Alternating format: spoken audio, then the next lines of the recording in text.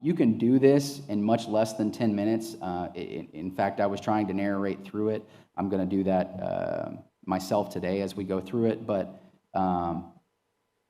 obviously that slowed us down a little bit. So this is something that I commonly will do in clinic that doesn't take more than 4 or 5 minutes once you get used to doing it. So you'll notice I've got him starting standing here in order to assess gait, in order to assess range of motion and some various things.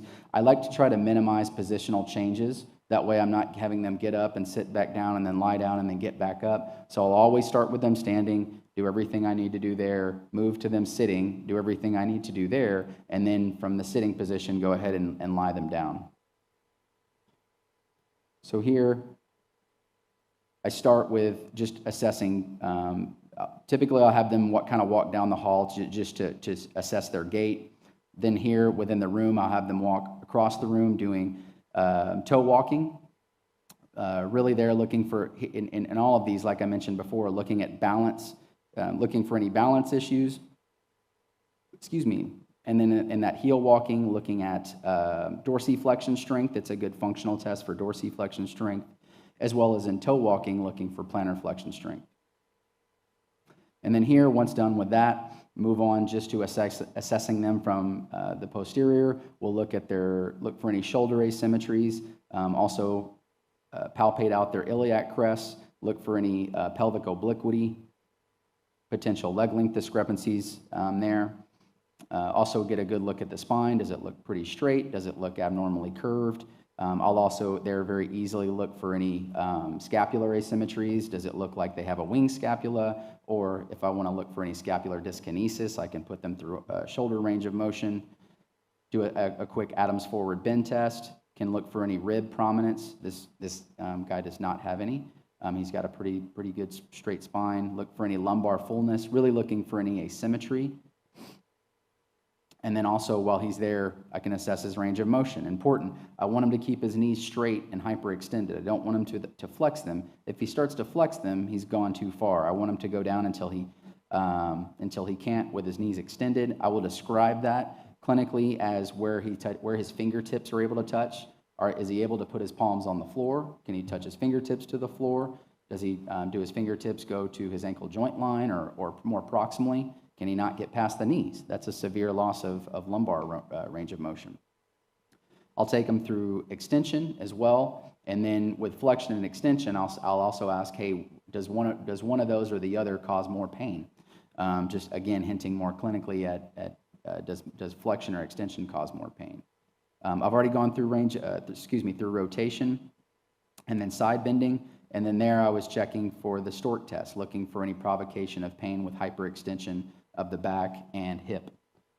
And so there he's doing the side bending. So now we've gone to sitting. Excuse me. Checking strength. This is where I'll do the majority of my muscle myotomal strength testing. So checking for knee extensor strength. I'll ask him to point his toes and foot and toes to his nose. And usually most kids will understand that. If they don't, then I do it myself and I point my toes to my nose. Checking for dorsiflexion strength. At the same time, I can check for great toe extensor strength. And then likewise, can check for plantar flexion strength, again, in this in the sitting position. No, you don't have to do that again. You already did it with them standing and walking across, but again, if they were having trouble with that, then you can do it with them sitting. I'll then do sensory testing. I'll start with the arms, presumably if they're there for a low back issue and don't have symmetrical stocking and glove sensory complaints. I'll start with the arms and hands. Hey, this feels soft, right? Same on both sides, pretty soft. So I'll start in the upper thigh and leg and go down. I'll try to go in a little bit more of a dermatomal distribution.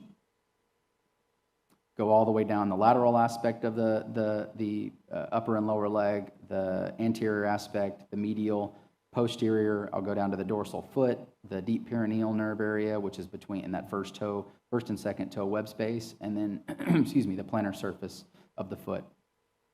Here, looking for neurological long track signs, so checking deep tendon reflexes, the patella, the Achilles. In the Achilles, I find it most helpful to put them in slight dorsiflexion, just to put some tension on that Achilles tendon and looking for an ankle jerk.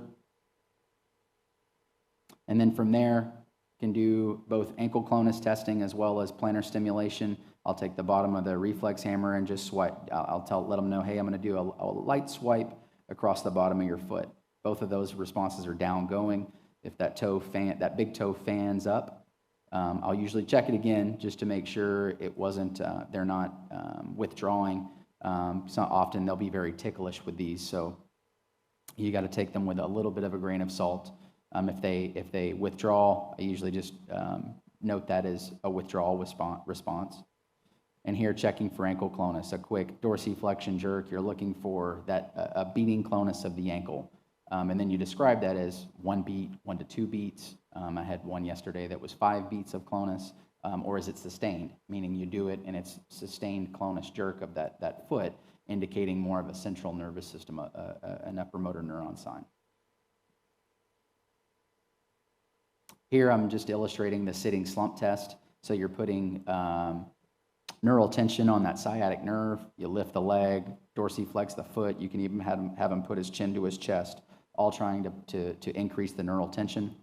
Here with him now supine, I like to check hip strength, hip flexion strength supine rather than sitting, because they can compensate for that a little bit more. So I'll check hip flexion strength. There, I'm just demonstrating how I check an abdominal reflex. And then I'll take them straight into a straight leg raise. Really focusing on, are they getting that radicular shooting pain down the leg, down into the lower leg, into the foot, or provocation of numbness or tingling where they didn't have it before, between that 30 and 70 degree angle of hip flexion. And then often I'll even put a little bit of dorsiflexion on their foot, or if I'm really concerned that they may have a radiculopathy, even ask him again to raise his chin and put his chin to his chest. I'm sure I had something riveting there to say. She can't hear it. I think I'm commenting on the contralateral straight leg raise. So for instance, if I was concerned of a left-sided radiculopathy, not on the right, I'd lift the right, and does that provoke radicular symptoms in the left leg? Would be a positive contralateral straight leg raise. Here, also again, if I'm concerned for underlying hip pathology, I just take them right into hip range of motion. You can see his hip flexor there on the left is just a little bit tight. Ideally, that hip should stay flat. When you flex the contralateral hip.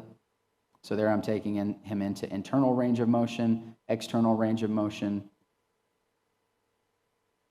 and then I'll usually assess that at degrees. You can see where I was there is at neutral, so then I describe that as how many degrees from neutral, and then slide right into a Faber test,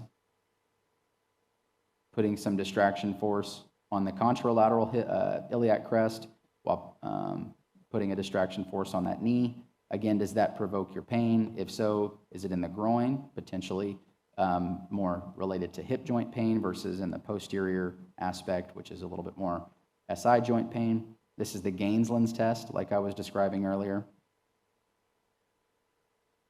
Have him hang that leg, hyperextend or extend that hip off the table, flex the knee, and then I'll put, again, another distraction force, trying to stress that SI joint of the hip that I'm extending there.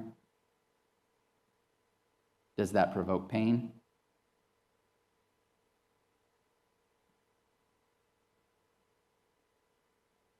And then I'll typically ask them to pull to their chest.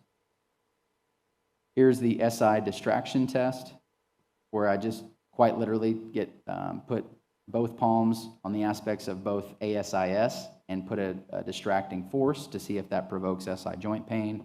Here's that SI compression test that I was describing earlier, where you're, again, finding the iliac crest and put a downward pressure. Does that provoke SI joint pain? Can also palpate the greater trochanter while I'm there, see if they have any over that prominence, and see if they have any trochanteric pain, hinting at maybe bursitis or gluteal tendinitis. Here I can check their hip abductor strength if I need to. Also doing an Ober test, which I didn't comment on earlier. but that's really a test to look for a motion restriction in the IT band. So when he's lowering his knee there, could he lower his knee behind the other leg? Does it touch the table? If it touches the table, it generally tells you they have pretty good motion. If it does not, or there's space between the knee and the table, hence there may be a motion restriction in their IT band. It may be tight. And then here I'm checking the femoral nerve stretch test. So I can forcibly flex the knee with him in prone. Does that reproduce femoral nerve symptoms, radicular symptoms? And then one step further, do I want to take it a step further and extend his hip, further putting a stretch on there?